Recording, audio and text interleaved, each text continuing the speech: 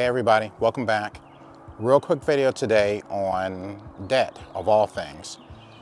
You've got to be able to wrap your mind around debt. If you're afraid of it or you have some deep-seated fear of debt, this thing is not going to work for you investing in real estate, because that's really kind of what it's all about. You just like with your house, where you personally live at, if you own a house. You own that house, you got a 30-year mortgage, you want to pay that thing off quicker, whatever you want to do, but you kind of wrapped your mind around that right there. If you can make that next leap to wrap your mind around a significantly more higher range of debt, you're going to be able to succeed at this real estate game.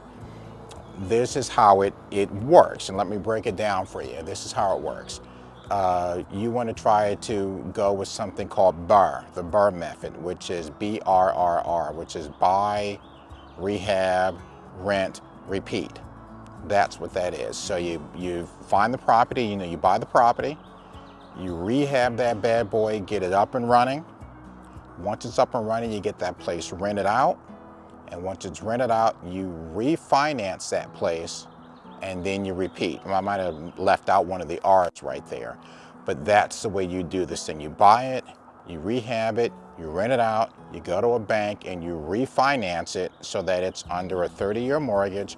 You pull somebody out because the way the house was when you first bought it, it was horrible condition, probably, if you do it right. It's in bad condition, you've got it for a really good price.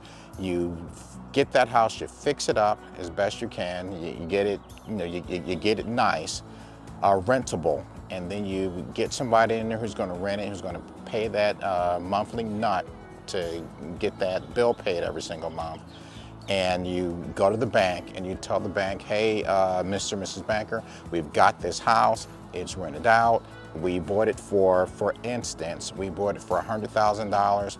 We've rehabbed it, and the after repair value, especially with someone in there renting the place, is $150,000. The bank says, okay, well, you bought it for 100, so you owe basically 100,000 on it. You've improved the house, so it's $150,000, and the bank goes in and they say, all right, we're going to give you a loan for $150,000, for instance. And what you've done, because you've increased the value, now you get to take out that 50 grand and use that to start another project, and then you keep going from there. Of course, the bank's not going to give you 150. You have to have the 20% reserve and all that other stuff.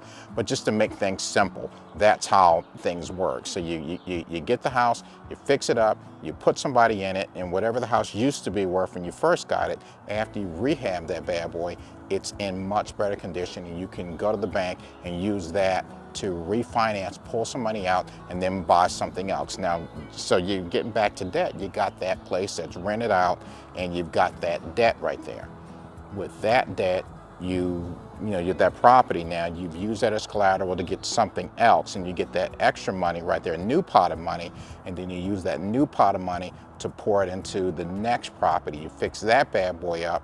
You do the same exact process. You buy it, you rehab it, you rent it out, you refinance, and then you repeat, and then you do it again the next time. And you end up with some piles of debt, but you're not paying that debt. Your clients are paying that debt.